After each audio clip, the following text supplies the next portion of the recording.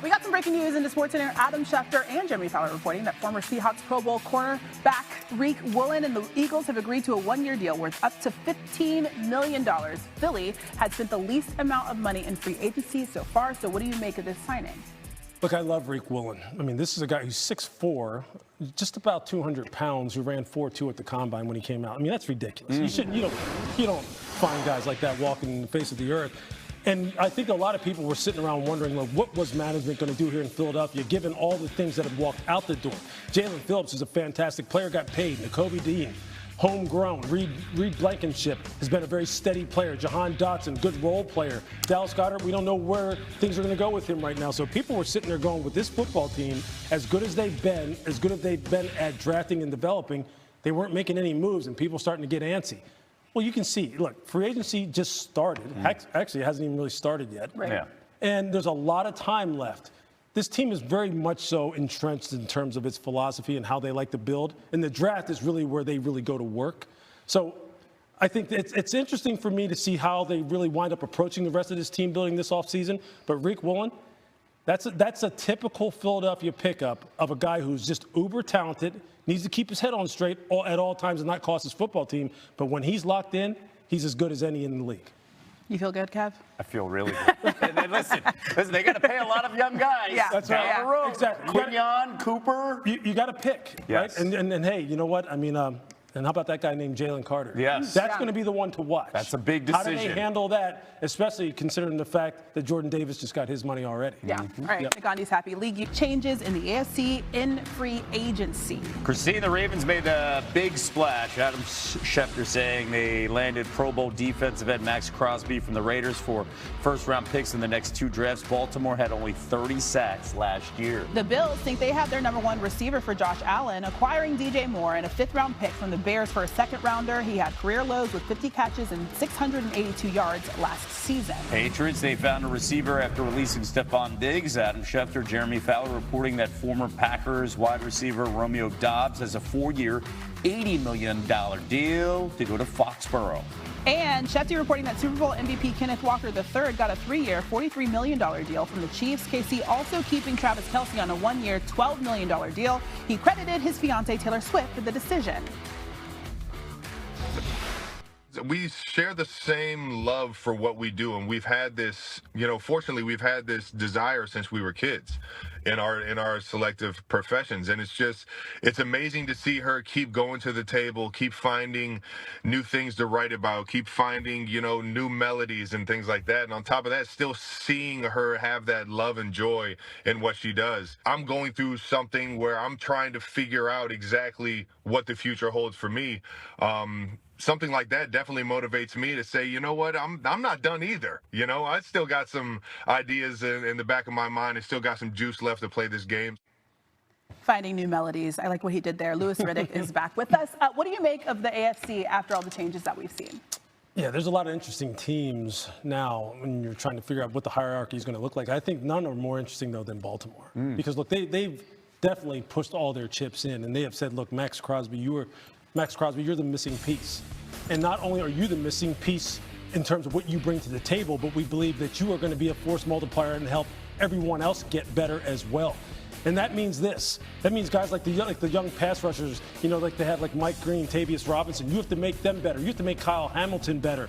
You have to make Anthony Weaver, the new defensive coordinator, and Jesse Minter, our new head coach. You have to make all of us look smart because of what we gave away for you. And then on the offensive side of the football, look, I mean, Declan Doyle's the new offensive coordinator, right?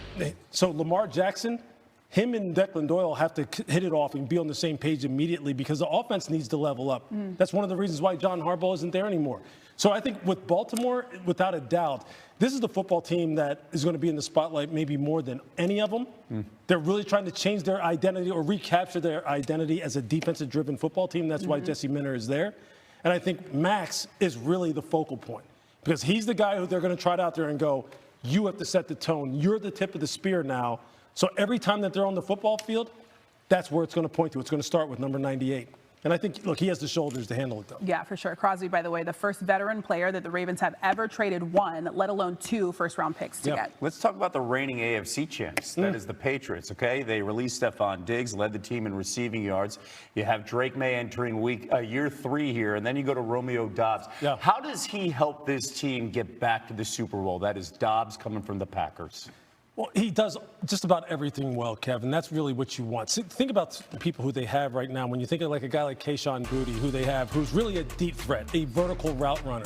When you watch Romeo Doubs, this is a guy who can run routes at all 3 levels of the field, attack all areas of the field, outside the numbers, between the hash, catch and run, 50-50 balls down the field, stutter goes, speed cuts. He can do all of that. So when you're looking at what does Drake May need, Romeo really can give you everything that he needs because he can do just about everything you ask. So would a lot of people who are casual football fans or maybe even like really invested football fans think of Romeo as a true number 1 like you think about A.J. Brown, who's been linked to this team so many different times? No, you probably wouldn't.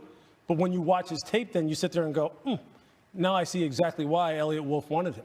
The guy who's really the GM up there. I can see why Braves wanted him. I can see why Josh McDaniels wanted him. Drake May's going to love him.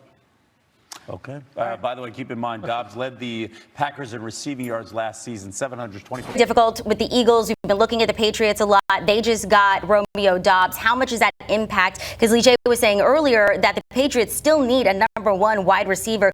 Can that still be A.J. Brown? Yeah, Lee J knows ball, right? And this does not preclude the New England Patriots from going after A.J. Brown. But it means that they don't have to shop hungry. Right? You never want to go to the grocery store with the stomach growling, right? So this is where the Patriots and the Philadelphia Eagles, more importantly, are at. If the Eagles trade A.J. Brown before June the 1st, their salary cap hit for A.J. Brown goes up $20 million. That does not help the 2026 Eagles. Losing A.J. Brown does not help the 2026 Eagles. And so if you're going to do that, then you better get what you're asking for him, which is essentially what they traded to get him 4 years ago, a 1 and a 3 or something like that. If you're not getting that, then why are you dealing with a bill that's going to go up by $20 million? That doesn't make any sense. Well, then you wait until June the 2nd, because then that salary cap impact is not going to be there.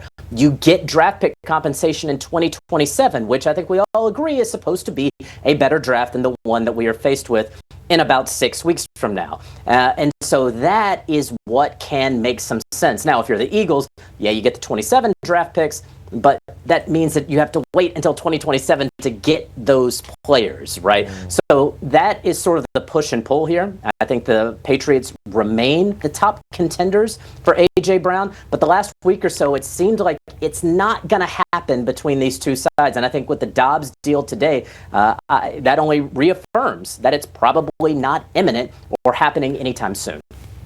And that's interesting the way it's structured with this contract, that they'll get some relief if they do it post June 1st. So to JJ's point now, you're talking about future assets that you can't use for the 26th season, and the Eagles are trying to get back to the Super Bowl. So there could be a real scenario where we see A.J. Brown on the sideline for the Philadelphia Eagles again. Now, I know it's out of this world to think because we just think that that relationship is strained, but we know this, DK, winning usually conquers everything, right? And if you're able to figure out a way to get him more involved in the offense and him and Jalen Hurts on the same page, then they'll be able to work it out. I've been on multiple teams where not everybody liked each other. Not everybody was best friends, but there was always a common goal in mind to get to the Super Bowl. Now, they've made some changes on offense, right? Kevin Patula is no longer there as offensive coordinator. We'll see if Sean Mannion can get this offense back to where we've seen them be explosive. So I wouldn't say that the shoe is just dropping for A.J. Brown being an Eagle again. Man, I don't know. I don't know. There was a lot there was a lot of bad blood. I know you can sue over those things by winning and all that, but I think there's been too much damage here. I think the Eagles would like to move on, and I think A.J. Brown would like to move on. Now you're just talking about finding the right pairing of where they could go. I personally think the Patriots still need a number 1. I still think he would be a good fit for them. Romeo Doubs is a nice signing, but he is a clear-cut a number 2 wide receiver. They need that true alpha on the outside to put across Romeo Doubs, who could help him tremendously and give Drake May another weapon to work with. So we'll see if it can happen. Maybe this delays a little bit. I'm still not giving up hope. And let's not forget Mike Vrabel was up in arms when they traded him away from Tennessee. He never wanted to trade him away. So it does make some sense. But to JJ's point, the contract is tough because, again, you're essentially trading for future assets that don't help you this season. I don't know how many teams are willing to just sign up for that this year. JJ, really quickly, if it's not the Patriots, where could A.J. Brown end up? I mean, potentially back with the Eagles. Is there another suitor out there that is interested in him? Yeah, great question. And it's a question that I have been asking around the league for some time. There doesn't appear to be an obvious kind of number 2 suitor. Again, no one really wants to give up the cost for A.J. Brown right now. And it doesn't appear that the Philadelphia Eagles are moving off of that. And because you don't have to do that now, because you're not playing a football game for 6 months, because the Eagles' price could come down after June the 1st, I don't know that even if there is a number 2 suitor that it even matters right now. It doesn't seem like anything right now is going to happen. Him and Trey Hendrickson can just go hang out somewhere if they don't get the job that they want. Go fish and read a book. Yeah, exactly. Bring a book and go fishing. Is Lige invited? Because then I would love to be on that boat. Fish, talk football, read some books. you want to know who has some time to fish and read books? Kickers. We got to talk about the market for kickers right now. Fairbairn, you look at that contract that he signed, the Texans signing record-breaking extension, 2 years, $13 million, the highest paid kicker in the NFL in history. What does the contract there mean for someone that's looking for a contract that they're like the Cowboys, Brandon Aubrey? JJ. Yeah, great question there. We have Kaimi Fairbairn, and we see right there his AAV right at